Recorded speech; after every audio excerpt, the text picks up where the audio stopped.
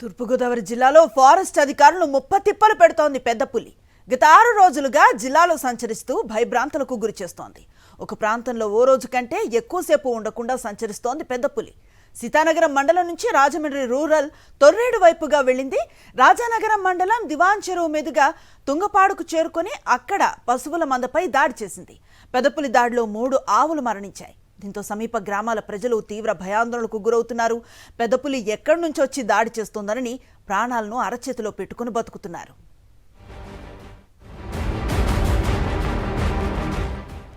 అధికారుల ట్రాప్కు చిక్కకుండా ముప్పతిప్పలు పెడుతున్న పులిని పట్టుకునేందుకు ఫారెస్ట్ సిబ్బంది నానా తంటాలు పడుతున్నారు.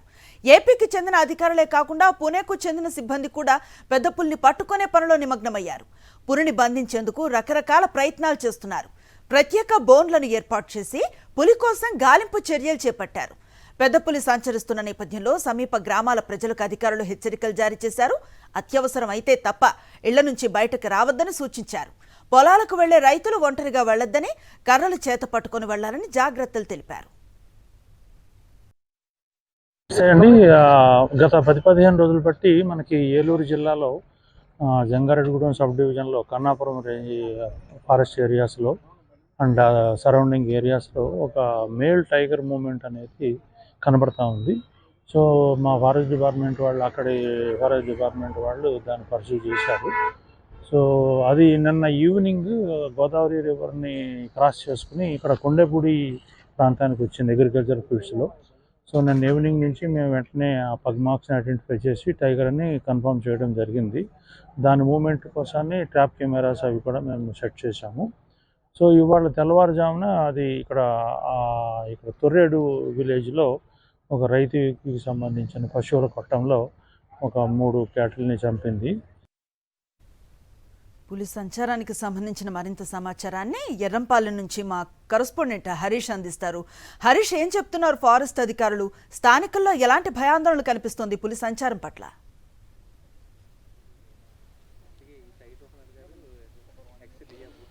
అనుశ్రీ, తూర్పుగోదావరి జిల్లాలో పెద్ద పులి ప్రవేశించి 6 రోజులు గడుస్తుంది.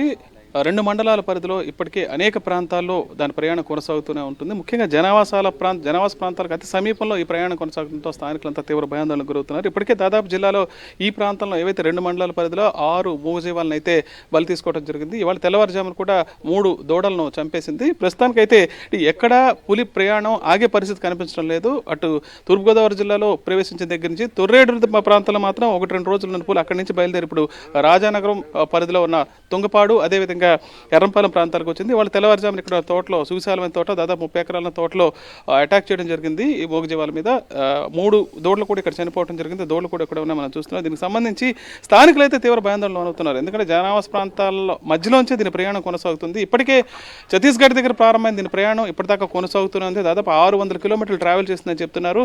దీన్ని పట్టుకునేందుకు అనేక ప్రయత్నాలు అయితే చేస్తున్నారు, కానీ ఇప్పటిదాకా ట్రాప్ కెమెరాలకు కానీ బోన్స్ కానీ అసలు చిక్కే పరిస్థితి అయితే ఎక్కడ కనిపించట్లేదు. ఎక్కడ నిరంతరం ప్రయాణం కూడా కొనసాగుతూనే ఉంది, ఆగే పరిస్థితి కూడా కనిపించలేదు. దాంతో అటవీ శాఖ అధికారులు, పోలీసులు కూడా పులి వెంటనే పరిగెత్తాల్సిన పరిస్థితి అయితే ఏర్పడింది. దీనికి సంబంధించి స్థానికులు ఏమంటారు చూద్దాం.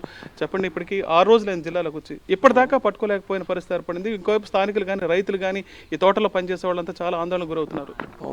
నేను రాత్రి నాకు తెలిసింది దేవాన్షిరి ఏరియాలో మూవ్ అవుతుందని. అది సిన్స్ స్టార్టింగ్ నేను పేపర్లోను, న్యూస్లోను చూస్తున్నాను, యూట్యూబ్లో కూడా చూస్తున్నాను.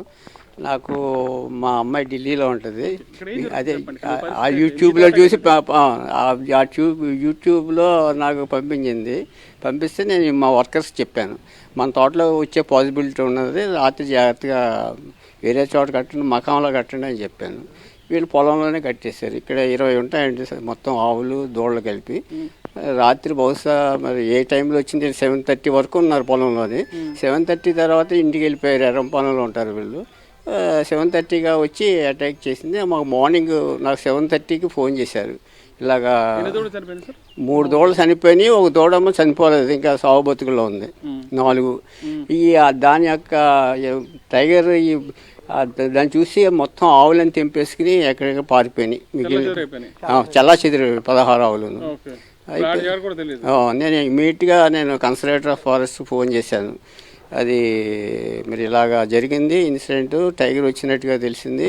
3 ఆవులని చనిపేసింది, ఒక దూడ మీద అటాక్ చేసింది. మరి మీ స్టాఫ్కి చెప్పండి అంటే డిఎఫ్ఓ గారు నెంబర్ ఇచ్చాడు. నేను డిఎఫ్ఓ వీళ్ళంతా వచ్చారా? అటవీ శాఖ అధికారులు ఇక్కడికి వచ్చారా? వచ్చారు, ఇప్పుడు ఉన్నారు కదా. నేను 7:30కి ఫోన్ చేశాను, 7:30 డిఎఫ్ఓ కొన్ని ఫోన్ చేశాను. ఒక విషయం క్లియర్గా చెప్పండి, ఇక్కడ ఎక్కడో మొదలైన జర్నీ ఎక్కడ ఆగకుండా కొనసాగుతుంది.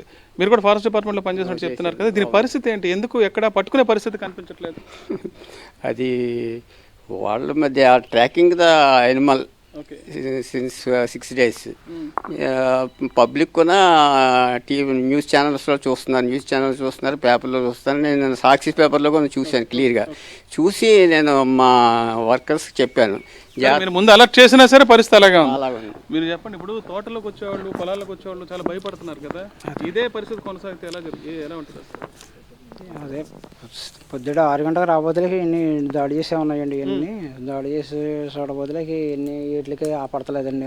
ఉన్నాయి వీటిని చూడబోతులు ఈ 3 చనిపోయినాయండి. దూరం మిగతా ఏమో పారిపోయినాయండి. 4 కట్టేసి ఉన్నాయండి. ఇంకా అవి బెదిరిపోయి ఇంకా ఎలా ఉన్నాయంటే అలా ఉన్నాయి తెంపేసుకుని పారిపోయి.